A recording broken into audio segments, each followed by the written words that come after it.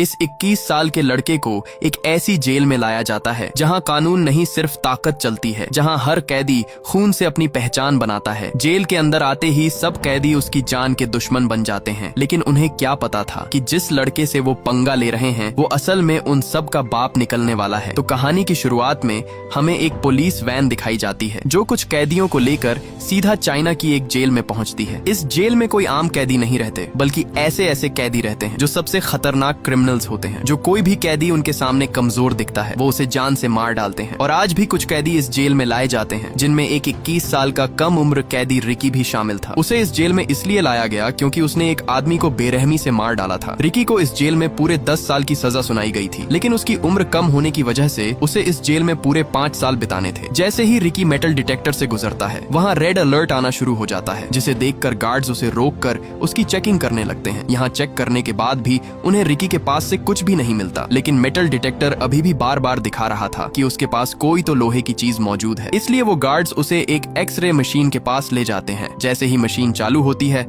तो वहाँ उसके सीने पर एक नहीं बल्कि पूरी की पूरी 5 गोलियां फंसी हुई थीं, और इन्हीं गोलियों को मशीन डिटेक्ट कर रही थी। ये देखकर वहाँ मौजूद गार्ड्स एकदम से चौंक जाते हैं कि भला ऐसे कैसे हो सकता है कि एक आम इंसान के सीने के अंदर 5 गोलियां फंसी हों, लेकिन फिर भी वो बिल्कुल सही सलामत खड़ा हो। वो गार्ड उससे कहता है कि तुमने इन गोलियों को निकलवाया क्यों नहीं। आगे से रिकी उसे बताता है कि ये गोलियां मेरी बॉडी के लिए एक पावर है, इसलिए मैंने इन्हें नहीं निकाला। फिर हमें दिखाया जाता है कि यह जेल असल में 4 अलग अलग ब्लॉक्स में बटी हुई है, और हर ब्लॉक पर एक खतरनाक कैदी का राज होता है। ये चारों अपने अपने हिस्से के बादशाह होते हैं, जो चाहे करते हैं, जिसे चाहे सजा देते हैं। हर सेल का लीडर अपने इलाके में किसी को सांस भी अपनी मर्जी से लेने नहीं देता, और जेल का हर एक कोना डर, खून और जुल्म से भरा हुआ है। सुबह होते ही सब अपने कामों में लगे हुए थे। तभी वहाँ एक कैदी आता है जिसका नाम सैमुअल था, जो वेस्ट ब्लॉक का लीडर था। वह आते ही वहाँ एक बूढ़े कैदी विंग को पीटने लगता है, क्योंकि उसने उसका कहना नहीं माना था, इसलिए वह उसे वहाँ पीट डालता है। दरअसल ये आदमी अपनी पूरी जिंदगी इस जेल में बिता चुका था, और उसे इस जेल से बाहर जाने की कोई भी उम्मीद नहीं नजर आ रही थी, क्योंकि उसे पता था कि वो इन जालिम और बेरहम कैदियों के बीच ज्यादा देर तक जिंदा नहीं बच पाएगा। इसलिए उसने जेल में ही एक छोटा सा खिलौना अपने बेटे के लिए बनाया,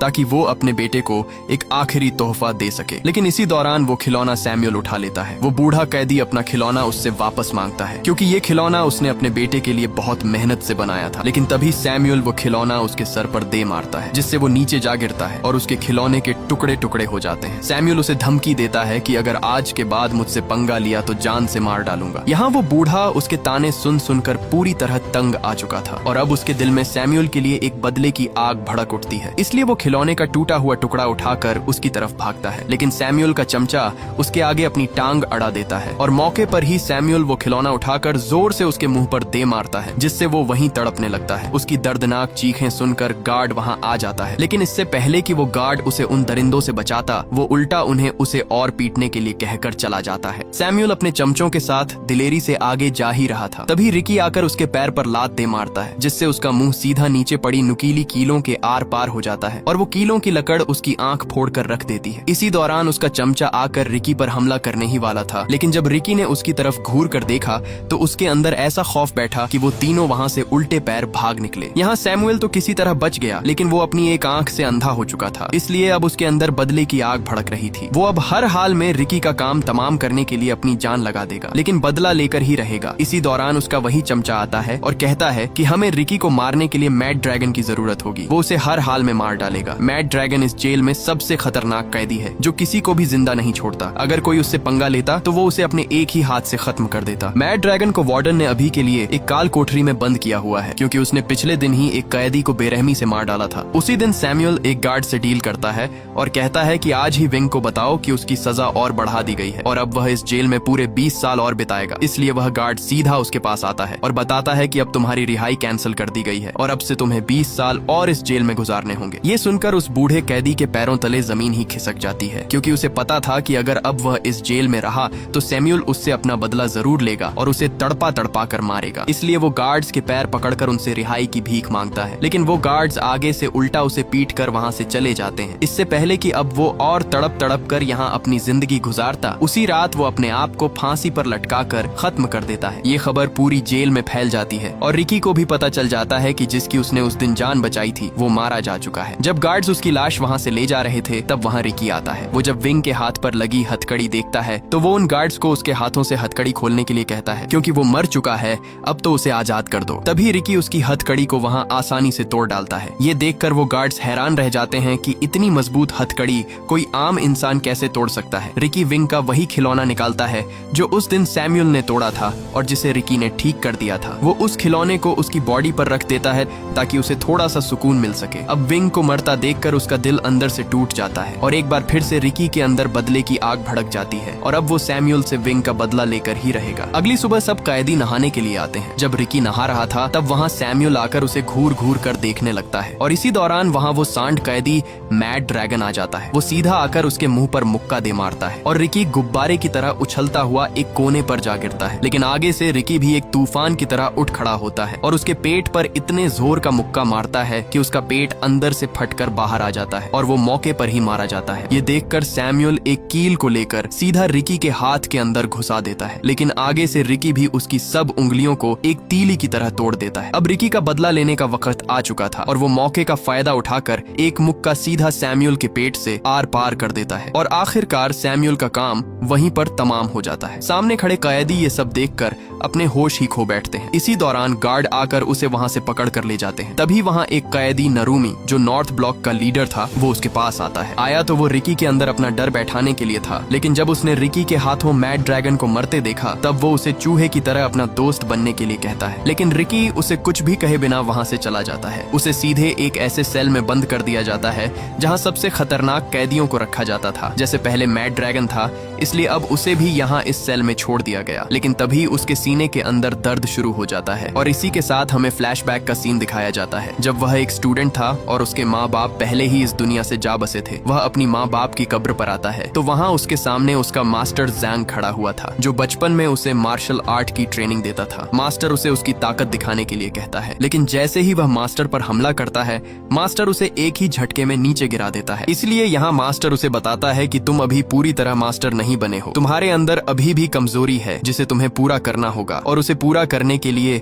अभी काफी समय लगेगा, तब जाकर तुम एक मजबूत फाइटर बन पाओगे। इसीलिए यह सुनकर रिकी मास्टर के कदमों में जा गिरता है और गिड़गिड़ाकर कहता है कि मुझे हर हाल में मास्टर बनना है, मैं अपनी कमजोरी को दूर करूंगा चाहे कितना भी समय लगे। इसीलिए उसी दिन मास्टर उसे ट्रेनिंग देना शुरू कर देता है और यहाँ मास्टर रिकी से कहता है कि सबसे पहले तुम्हें अपने दिमाग पर कंट्रोल करना होगा, फिर तुम्हें अपने दिमाग से सारा गुस्सा और नफरत बाहर निकालनी होगी। मास्टर उसके सामने एक पत्थर रखकर कहता है कि अपने पूरे दिमाग को कंट्रोल करके इसे तोड़ कर दिखाओ। इसलिए रिकी खुद को काबू करके वहाँ रखे पत्थर को एक कागज की तरह चीर डालता है। ये देखकर मास्टर वहाँ उस पर पत्थरों की बारिश कर देता है। आगे से रिकी भी उन्हें ऐसे चीरता डालता जैसे कोई तूफान हो। आखिर में मास्टर सबसे बड़ा पत्थर उठाकर सीधे उसके सीने पर दे मारता है, लेकिन रिकी उसे भी आसानी से तोड़ देता है। अब यहाँ मास्टर को समझ आ जाती है कि रिकी अपने आप पर पूरी तरह कंट्रोल करना सीख गया है और अब उसे और ट्रेनिंग की जरूरत नहीं है। इसके बाद सीन शिफ्ट होता है और हमें रिकी दिखाया जाता है जो अपने सेल में बैठा था। इसी दौरान वहाँ एक गार्ड आकर उसे कहता है कि तुम्हें असिस्टेंट वार्डन ने बुलाया है, इसलिए उसे सीधे असिस्टेंट वार्डन के पास लाया जाता है जिसका टेबल खाने से भरा पड़ा था। उसका एक हाथ नहीं था, इसलिए उसने अपने हाथ की जगह पर 2 कुंडों वाली हुक लगा रखी थी और खाना भी वह उसी हुक से खा रहा था। वार्डन गार्ड को रिकी की रिपोर्ट पढ़ने को कहता है। गार्ड उसकी रिपोर्ट पढ़कर बताता है कि रिकी एक यतीम था, उसके माँ बाप नहीं थे और वह बचपन से ही अनाथ आश्रम में ही रह रहा था। उसे स्कूल से भी इसलिए निकाल दिया गया था क्योंकि वहाँ भी वह किसी को भी पकड़कर पीटना शुरू कर देता था। इसलिए उसने म्यूजिक कॉलेज में दाखिला लिया जहाँ उसने बांसुरी बजाना सीखा। यहाँ तक कि वह अपनी कम उम्र में ही एक गैंग के साथ मिलकर उसने एक आदमी की जान ले ली, इसलिए उसे यहाँ इस जेल में लाया गया। यह सुनकर वार्डन उसके पास आकर पूछताछ करता है कि तुम्हारे सीने में 5 गोलियां आई कैसे, लेकिन रिकी मुस्कुराते हुए कोई भी जवाब नहीं देता। इसलिए वार्डन उसे एक तस्वीर दिखाता है जो रिकी की दोस्त की थी। रिकी जब उसे लेने के लिए अपना हाथ आगे बढ़ाता है तभी वार्डन उसके हाथ पर वो कुंडों वाली हुक घोंप देता है और लगातार उस पर मुक्कों की बारिश कर देता है। वार्डन उसका मुंह खुलवाने की बहुत कोशिश करता है, लेकिन आगे से रिकी उसके मुंह पर थूक देता है। इसलिए गुस्से में आकर वार्डन उस तस्वीर को कुचल डालता है, जिसे देखकर रिकी का खून खौल उठता है और उसने वहीं पर टेबल के 2 टुकड़े कर दिए। ये देखकर वार्डन बिल्ली की तरह एक कोने में जा छुपा। रिकी उसका मुंह तोड़ने ही वाला था, लेकिन उसने अपने गुस्से को काबू किया और वहाँ से चला गया। रात रिकी अपने सेल में बैठा उसी तस्वीर को देखकर बहुत दुखी था, क्योंकि ये तस्वीर उसकी दोस्त केको की थी, जो पहले दोनों हर दिन अपनी जिंदगी हंसी खुशी गुजारते थे, लेकिन जेल आते ही उसकी जिंदगी एक कुत्ते की तरह होती जा रही है। वो अपने आप को शांत करने के लिए वही बांसुरी बजाता है जो वो अपनी दोस्त के साथ बैठकर बजाता था। लेकिन तभी एक गार्ड आकर उसे बांसुरी बजाने से मना करता है और कहता है कि अगर दोबारा बांसुरी बजाई तो बांसुरी के टुकड़े टुकड़े कर दूंगा। अगले दिन जब सैमुअल का चमचा अपने सेल से बाहर आया तब उसके पीछे कुछ कैदी पड़ जाते हैं, क्योंकि उसी की वजह से विंग अपनी जान से हाथ धो बैठा। अब ये सब उससे विंग का बदला लेना चाहते थे। वो उसे एक नुकीली तलवार से काटने ही वाले थे, लेकिन तभी वहाँ वही कैदी नरूमी आता है। वो उन्हें उसे मारने से मना करता है, क्योंकि अगर उसे मार दिया गया तो तुम सबकी सजा और बढ़ा दी जाएगी, यहाँ तक कि उन्हें सजाए मौत भी हो सकती है। लेकिन वहाँ वोंग नाम का कैदी उस पर गुस्सा होता है और कहता है कि जब हम पर जुल्म होता था तब तुम कहाँ थे? उस वक्त तुमने हमारी मदद क्यों नहीं की? और अब जब हमारी बारी आई तो तुमने इसे जिंदा रहने के लिए क्यों छोड़ दिया? वो उससे कहता है कि हमें इसे जिंदा नहीं छोड़ना चाहिए, हमें इसे मारना ही होगा। ये सुनकर नारुमी गुस्से में आ जाता है और वही नुकीली तलवार लेकर उसका मुंह बीच से काट देता है, जिससे वो वहीं तड़पने लगता है। इधर ऊपर खड़ा वार्डन उसे देखकर बहुत खुश होता है और कहता है कि तुमसे ये उम्मीद नहीं थी, लेकिन अब तुमने मेरा दिल खुश कर दिया है। वार्डन उसके मुंह में नुकीला हुक फंसाकर उसकी जिंदा लाश घसीटता हुआ वहां से ले जाता है। उसी दिन वार्डन नारुमी को अपने पास बुलाता है और एक हथियार देकर कहता है कि जिस तरह तुमने वोंग को मारा है उसी तरह अब तुम्हें रिकी को भी जान से मारना होगा। यह सुन नारुमी सोच में पड़ जाता है, क्योंकि वोंग तो एक आम कैदी था, इसलिए उसने आसानी से मार दिया। लेकिन रिकी कोई आम सा कैदी नहीं है। अगर उसने रिकी से पंगा लिया तो वो उसे मैड ड्रैगन की तरह फाड़ कर रख देगा। लेकिन वार्डन का हुक्म था, इसीलिए वो ये करने के लिए मान जाता है। इसके बाद नारुमी जेल के ग्राउंड में आता है। वहाँ उसने वोंग को जंजीरों से बांधकर एक ढांचे पर लटका रखा था, ताकि उसको तड़पता हुआ देखकर बाकी कैदियों के दिलों में उसका खौफ बढ़ जाए और कोई भी दोबारा उसके खिलाफ खड़े होने की हिम्मत न करे। वहाँ उसकी बॉडी को देखकर रिकी को बहुत बुरा लगता है। इसी दौरान नारुमी उस पर हमला कर देता है और दोनों के बीच तगड़ी हाथापाई शुरू हो जाती है। यहाँ मौके पर नारुमी उसे लात दे मारता है, लेकिन तभी नारुमी उसकी आंखों में पिसे हुए कांच फेंक देता है, जिससे रिकी वहाँ पूरी तरह अंधा हो जाता है। उसे वहाँ कुछ भी दिखाई नहीं दे रहा था। इसी का फायदा उठाकर नारुमी ने उसके एक बाजू पर छुरा दे मारा, जिससे रिकी नीचे जा गिरता है। लेकिन मौके पर ही रिकी को वहाँ पानी की पाइपलाइन मिल जाती है। उसने जल्दी से वो पाइपलाइन तोड़ दी, जिससे तेज पानी निकलना शुरू हो जाता है और मौके पर उसने अपनी आंखें धो डाली और एक बार फिर से वो खौफनाक तूफान बन जाता है और नारुमी पर कुत्ते की तरह टूट पड़ता है। और तभी वो उसके सर पर ऐसा चमाट दे मारता है कि उसकी आंख कंचे की तरह निकलकर नीचे जा गिरती है। इसी दौरान वार्डन भी वहाँ पहुंच जाता है और नारुमी को ढेर होता देखकर उसका मुंह खुला का खुला ही रह जाता है। रिकी जल्दी से अपनी नसों को खींचकर एक दूसरी से बांध देता है और एक बार फिर हमले के लिए तैयार हो जाता है। लेकिन इसी दौरान नारुमी हार मान जाता है और एक चाकू सीधा अपने पेट में घोंप देता है। लेकिन ये उसकी एक चाल थी। रिकी जैसे ही उसके पास आता है, वहाँ वो अपनी आंतों को बाहर निकालकर रिकी के गले में लपेट देता है। लेकिन रिकी ने मौके पर ही उसे ऊपर उठाकर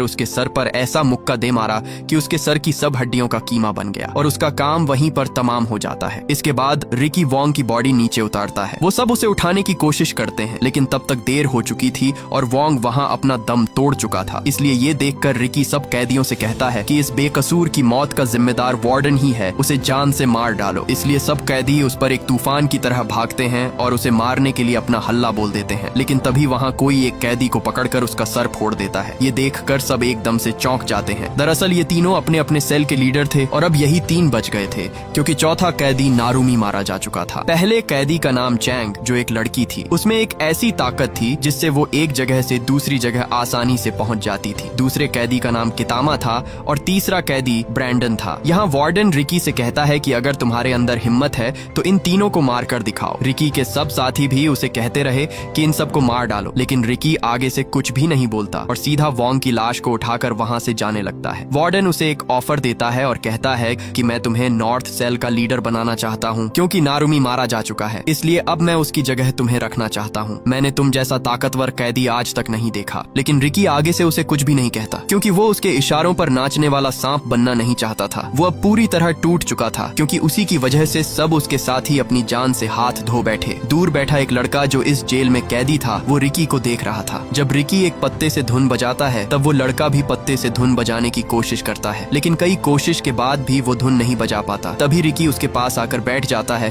और उसे धुन बजाना सिखाता है। लेकिन इसी दौरान वो लड़का आगे से रोने लगता है। रिकी उससे कहता है कि तुम रो क्यों रहे हो, आखिर वजह क्या है? तब वो लड़का अपना मुंह खोलता है तो वहाँ उसकी आधी जबान कटी हुई थी। दरअसल वार्डन का एक राज था जो सिर्फ उसे ही पता था, इसलिए वार्डन ने अपना राज छुपाने के लिए उसकी जबान ही काट दी। यह देखकर रिकी के अंदर वार्डन से बदला लेने की आग और भी बढ़ जाती है। रिकी उसे अपनी वो बांसुरी दे देता है है। जैसे ही वो उस बांसुरी को बजाता है तब वो बांसुरी बजने लगती है, जिसे देखकर वो बहुत खुश होता है। खुशी के बदले में वो लड़का रिकी को कुछ पत्ते देता है ताकि वो भी उन पत्तों से बांसुरी बजा सके। लेकिन जब रिकी उन पत्तों को देखता है तो उसे शक पड़ जाता है, क्योंकि वो पत्ते नशा बनाने के लिए इस्तेमाल होते हैं और हकीकत में सब सेल के लीडर इन पत्तों को बेच के काफी तगड़ा पैसा छाप रहे थे। रिकी उससे पूछता है कि ये पत्ते तुम्हें कहाँ मिले। वो उसे बताता है कि मैंने ये पत्ते वेस्ट ब्लॉक से लिए थे। इधर वही लड़की उन्हें ऊपर से छुप कर देख रही थी, क्योंकि वही थी वेस्ट ब्लॉक की लीडर जो सबको ये पत्ते बेचती थी। वो लड़की सीधा एक कमरे में आकर अपने दोस्तों को सब कुछ बताती है कि हमारा पोल खुल चुका है, क्योंकि उस लड़के ने उन पत्तों के बारे में रिकी को बता दिया है। इसलिए वो उस लड़के को अपने पास बुलाती है और वहाँ एक लीडर उसे एक चाकू देकर कहता है कि तुम्हें आज रात रिकी का काम तमाम करना होगा, नहीं तो कल सुबह तुम जिंदा नहीं उठ पाओगे। लेकिन आगे से वो लड़का उसे साफ साफ मना कर देता है। इसलिए गुस्से में आकर वो लड़की उसे बेरहमी से मार डालती है। उन्होंने उसकी लाश जेल के बीच रख दी थी और सब कैदी वहाँ उसकी लाश को देखकर बहुत डरे हुए लग रहे थे। जब रिकी को ये पता चलता है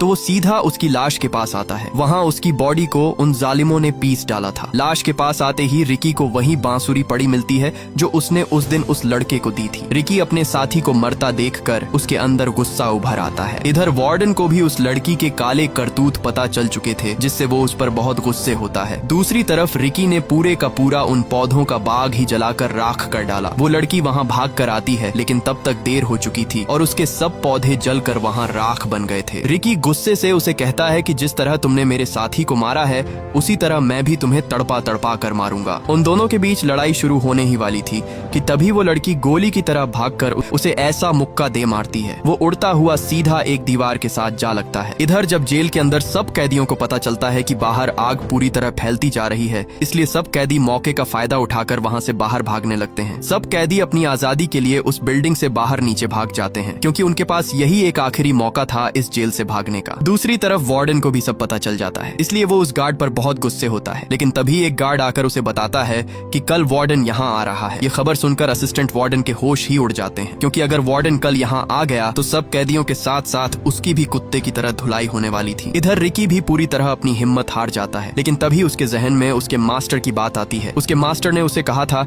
कि जब तुम्हें महसूस हो कि तुम अपने दुश्मन के सामने हारने वाले हो, तब उसे कभी भी अपनी असली ताकत का एहसास मत होने दो, बल्कि उसे यह यकीन दिला दो कि तुमने हार मान ली है, जिससे वो थोड़ा ठंडा पड़ जाएगा और तब तुम अपनी सब ताकत एक ही जगह पर इकट्ठी कर लो और मौके का फायदा उठाकर उस पर हमला कर दो। और रिकी भी ऐसा ही करता है और वो दोबारा से उसके सामने हमले के लिए तैयार खड़ा हो जाता है। लेकिन तभी वही कैदी ब्रैंडन वहाँ आ जाता है। वो रिकी पर रस्सियों से हमला करने लगता है, क्योंकि उसके पास रस्सी फेंकने की एक बहुत खतरनाक ताकत थी। उसने उन रस्सियों के कोने पर एक बड़ी सी नुकीली कील लगाई हुई थी जो सबके शरीर के आर पार हो जाती है। तभी उसने एक के बाद एक हमला कर करके रिकी की बॉडी नुकीली कीलों से सील दी। इसी दौरान वहाँ वो कैदी कितामा आकर उसे पकड़ लेता है। वो उसे मारने ही वाला था कि इसी दौरान वहाँ अलार्म बजने लगता है और सबको अपने अपने सेल के अंदर जाने के लिए कहा जाता है, और जो नहीं जाएगा उसे गोलियों से भून दिया जाएगा। लेकिन कितामा भी उनकी एक बात नहीं सुनता और रिकी से बदला लेकर ही जाने वाला था, इसलिए गार्ड्स उस पर गोलियों की बरसात कर देते हैं और मौके पर ही वो सब वहाँ से भाग निकलते हैं। कितामा रिकी को एक सेल के अंदर ले आता है। सेल के अंदर आते ही उसका दरवाजा बंद हो जाता है और दोनों तरफ से सीमेंट सेल के अंदर भरने लगता है, जिससे वो दोनों सीमेंट के अंदर पत्थर बनकर मरने वाले थे, क्योंकि ये चाल वार्डन की ही थी। वार्डन किसी भी हाल में रिकी का काम तमाम करना चाहता था, लेकिन रिकी मौके पर ही उसका दरवाजा तोड़कर भाग निकलता है और कितामा को भी बाहर ले आता है। ये देखकर वार्डन हैरान हो जाता है, क्योंकि उसे रिकी से ये उम्मीद नहीं थी कि वो कितामा की मदद करके उसे बाहर निकाल कर ले आया। रिकी वहाँ खड़ा ही था, लेकिन उस पर कितामा और सीमेंट का दबाव होने की वजह से वो दोनों नीचे जा गिरते हैं। उसने अपने गार्ड से कहा कि कल वार्डन आने वाला है और जेल में जो कुछ हुआ उसके सब सबूत मिटा दो। मैं वार्डन के जाने के बाद रिकी को सबक सिखाऊंगा। अगले दिन सब वार्डन के आने के इंतजार में खड़े थे। कई घंटों के इंतजार के बाद भी उन्हें वार्डन का नामो निशान तक नहीं दिखा, इसलिए सब थक हार कर वहीं पर लेट जाते हैं। लेकिन तभी दूर उन्हें वार्डन की गाड़ी आती हुई दिखाई देती है, जिसे देखकर सब वहाँ अलर्ट हो जाते हैं। वार्डन के साथ उसका बेटा भी था। आते ही वार्डन शेंग उसे बताता है कि कल नशीले पत्तों का पूरा बाग रिकी नाम के एक कैदी ने जला डाला। ये सुनकर वार्डन उस पर बहुत गुस्से होता है। इसके बाद शेंग उसे रिकी के पास ले आता है, जहाँ रिकी एक सेल में बंद था और उसकी पूरी बॉडी सीमेंट से जकड़ी हुई थी। लेकिन तभी रिकी ने अपनी बॉडी से सब सीमेंट की परात तोड़ दी और मौके पर ही उसने वार्डन के गले को दबोच लिया। लेकिन इससे पहले वो उसे वहाँ मार डालता, तभी एक दीवार तोड़कर कितामा उस पर हमला कर देता है। कितामा उसके हाथों को जेल की मोटी सलाखों के अंदर दबोच देता है और उस पर लगातार मुक्कों की बारिश कर देता है। एक के बाद एक मुक्का रिकी की कमर तहस नहस कर देता है। रिकी ने उस दिन उसकी जान बचाई, लेकिन उसने उस पर जरा भी रहम नहीं किया। कितामा उसका सर दबाकर फोड़ने ही वाला था, तभी उसने अपनी पावर दिखाई और उसके गले पर ऐसा मुक्का मारा कि उसका गला फट कर बाहर आ गया। मौके पर रिकी ने उसके हाथ पर ऐसा वार किया कि उसकी सब उंगलियां बिखर कर नीचे जा गिरी और कितामा वहीं पर मारा जाता है। ये देखकर वार्डन ने ऊपर से हाइड्रोलिक प्रेस चालू कर दी, जिसे रिकी रोकने की बहुत कोशिश करता है, लेकिन तभी वार्डन उसे एक जोरदार बिजली का झटका दे मारता है, जिससे तड़प कर वो नीचे जा गिरा। वो हाइड्रोलिक प्रेस भी तेजी से उसके ऊपर आ रही थी, लेकिन इसी दौरान वो हाइड्रोलिक प्रेस अचानक ऊपर जाने लगती है। तब हमारे सामने कितामा आता है, जो अभी भी जिंदा था। उसने उस हाइड्रोलिक प्रेस को ऊपर दबा कर रखा हुआ था, क्योंकि उसके दिल में रिकी के लिए रहम आ गया था, क्योंकि रिकी ने भी उस दिन उसकी जान बचाई थी। इसी का फायदा उठाकर रिकी दरवाजा तोड़कर बाहर निकल आता है। वो तुरंत हाइड्रोलिक प्रेस को रोकता है और कितामा को बाहर आने को कहता है, लेकिन कितामा इतना जख्मी हो चुका था कि वो अपने पैर हिला भी नहीं पा रहा था। और यहाँ कितामा अपनी हिम्मत हार जाता है और वो हाइड्रोलिक प्रेस उसे कुचल डालती है। मरते वक्त कितामा से एक फोटो उड़कर आती है। जब रिकी उसे देखता है तो उस तस्वीर में कितामा और उसकी माँ थी। ये देख रिकी वार्डन पर अपना गुस्सा निकालता है, इसलिए वार्डन एक और बटन दबा देता है और रिकी दोबारा से एक गड्ढे में जा गिरता है। इसके बाद रिकी को एक बड़ा सा गड्ढा खोदकर उसे उसके बीच जंजीरों से बांध कर रखा हुआ था। तभी वार्डन वहां आकर कहता है कि सब कैदी एक एक करके रिकी के ऊपर मिट्टी फेंकना शुरू कर दें, लेकिन वहां खड़े 2 कैदी उसे साफ साफ मना कर देते हैं कि हम रिकी पर ये जुल्म नहीं करेंगे। ये देखकर वार्डन उन्हें वहीं पर गोलियों से भुनवा देता है, इसलिए डर की वजह से सब कैदी एक एक करके उस पर मट्टी डालने लगते हैं। तभी वार्डन उससे कहता है कि अगर तुम पूरे 7 दिन तक इस गड्ढे में जिंदा रहे तो तुम्हें हम आजाद कर देंगे। इसी दौरान वार्डन जेंग वहां उस गड्ढे में एक बांस ठोक देता है, ताकि जब उसकी बॉडी नीचे दफनाई जाए तो वो सिर्फ इस बांस से सांस ही ले सकेगा। रात रिकी के सब दोस्त गहरे सदमे में थे, क्योंकि उन्हीं के हाथों उनका साथी गड्ढे में दबा दिया गया। इधर बाहर वही कैदी आते हैं जो ईस्ट और वेस्ट ब्लॉक के लीडर थे। वो वहां उस बांस के अंदर एक चीज फंसा देते हैं ताकि रिकी सांस न ले सके और वो नीचे ही मारा जाए। लेकिन उन दोनों के जाते ही पीछे से रिकी उस बांस को 2 हिस्सों में तोड़ देता है। इसके बाद हमें दिखाया जाता है कि एक दिन उसकी दोस्त केइको अपने स्कूल से घर वापस जा रही थी। इसी दौरान उसे वहां दूर बैठे कुछ गुंडे दिखाई देते हैं जो उसे पकड़ने के लिए उसका इंतजार कर रहे थे। ये देखकर वो भागने के लिए जैसे ही पीछे मुड़ती है, तब वहां उसे दूसरा गुंडा पकड़ लेता है और उसे सीधा एक कोठरी में लाकर बंद कर देते हैं। उन गुंडों का बॉस केइको से अपना बदला लेना चाहता था, क्योंकि एक दिन केइको की वजह से ही रिकी ने उसकी अच्छी खासी धुलाई कर दी थी। वो उसे वहां मारने ही वाला था कि तभी वो मौके का फायदा उठाकर वहां से भाग निकलती है और वो भागकर सीधा एक बिल्डिंग से कूद जाती है और केइको वहीं पर मारी जाती है। जब रिकी को ये पता चलता है तो उसका दिल अंदर से चूर चूर हो जाता है। वो जैसे तैसे करके उस आदमी को ढूंढ लेता है जिसने उसकी दोस्त की जान ली। आगे से वो आदमी भी उस पर लगातार गोलियां चलाता है, लेकिन रिकी को जरा भी फर्क नहीं पड़ता। उल्टा रिकी उसकी टांग तोड़कर उसका सर फोड़ देता है और वो मौके पर ही मारा जाता है। और यही रिकी का जुर्म था जिसकी वजह से उसे उस खतरनाक जेल में बंदी बनाया गया। दूसरी तरफ उसके 7 दिन पूरे हो चुके थे। उसी दिन रिकी को उस गड्ढे से बाहर निकाला जाता है। वार्डन को यकीन था कि वो मर चुका होगा, लेकिन जैसे ही उसे बाहर निकाला गया तो वहाँ उसकी सांसें चल रही थीं। ये देखकर वार्डन के होश ही उड़ जाते हैं, इसलिए रिकी को दोबारा से नुकीलेदार सरियों के अंदर फंसा दिया गया। वार्डन उससे उसकी ताकत के बारे में पूछता है कि ऐसी कौन सी ताकत तुम्हारे अंदर है जो तुम मट्टी के अंदर बिना सांस के जिंदा रहे। लेकिन रिकी भी आगे से अपना मुंह नहीं खोलता, इसलिए वहाँ वही लड़की आती है। उसने अपने हाथ में बहुत सारे ब्लेड रखे हुए थे। वो उन सारे ब्लेडों को रिकी के मुंह के अंदर दबाकर ऊपर से टेप लगा देती है और एक के बाद एक लगातार तमाचे उसके मुंह पर दे मारती है, जिससे रिकी का मुंह खून से लालो लाल हो जाता है। इसी दौरान वार्डन आकर उसके मुंह से टेप उतार देता है, लेकिन आगे से रिकी सब ब्लेड उसके मुंह पर फेंक देता है और सब ब्लेड वार्डन के मुंह के अंदर धंस जाते हैं। इसलिए एक बार फिर से उसे एक खाली काल कोठरी में डाल दिया जाता है। उसी दिन वहाँ एक कैदी छुपकर उसे खाना देने आता है। वो खाना देकर वहाँ से जाता ही है कि तभी पीछे से उसे वही कैदी देख लेता है जो नारुमी का चमचा था और उसी दिन वो वार्डन को उसके सेल के अंदर ले आता है। अंदर आते ही वार्डन उस कैदी को मारकर उसे घसीटता हुआ सीधा रिकी के सेल के पास आता है, लेकिन जब वो रिकी के सेल के अंदर देखता है तो वहाँ से रिकी गायब था, सिर्फ जंजीर ही पड़े हुए थे। दरअसल रिकी ऊपर छत के साथ चिपका हुआ था। वार्डन जैसे ही अंदर आता है तो वहाँ रिकी मौके पर वार्डन को पीट डालता है। रिकी जब बाहर आकर उस कैदी को देखता है तो वहाँ वो मर चुका था, जिसे देखकर उसका खून खोलने लगता है। ये देखकर वार्डन वहाँ से भागता है, लेकिन नीचे आते ही सब कैदी उसे घेर लेते हैं और इसी दौरान वहाँ सब गार्ड्स और कैदियों के बीच जंग शुरू हो जाती है। इधर वार्डन पूरी जेल की जांच कर रहा था, लेकिन उसे दूसरी तरफ होती जंग के बारे में कोई खबर नहीं थी। इसी दौरान वहाँ एक कैदी ने उसकी पीठ पीछे कुछ उल्टा बोल दिया, जिसे सुनकर वार्डन को हजम नहीं हुआ और उसने बेरहम बेरहमी से उस कैदी का बाजू काट डाला ताकि आइंदा कोई भी उसके बारे में ये गलती न करे। इसी दौरान वहाँ रिकी आ जाता है। ये देखकर वार्डन ने तुरंत उस पर गोली चला दी, लेकिन आगे से रिकी ने वार्डन सेंग को आगे कर दिया और गोली सीधा उसे जा लगी, जिससे उस वार्डन का पेट गुब्बारे की तरह फूलकर फट जाता है। इसी दौरान वहाँ वो लड़की पहुंच जाती है। वो रिकी पर हमले पे हमला कर देती है। उसका साथी ब्रैंडन भी रिकी पर नुकीली कीलें फेंकता है, जिससे रिकी वहाँ गर्म उबलते हुए पानी पर जा गिरता है और वो वहाँ बुरी तरह तड़पने लगता है। वो लड़की उस पर अपनी टांग से हमला करती है, लेकिन मौके पर रिकी उसकी टांग को उस उबलते हुए पानी के अंदर घोंप देता है और वहीं पर उसकी वो टांग तोड़ डालता है। ये देखकर ब्रैंडन अपनी जान बचाकर वहाँ से भागता है, लेकिन पीछे से वार्डन उस पर गोली चला देता है और वो भी वहीं पर फट जाता है। यहाँ वार्डन और रिकी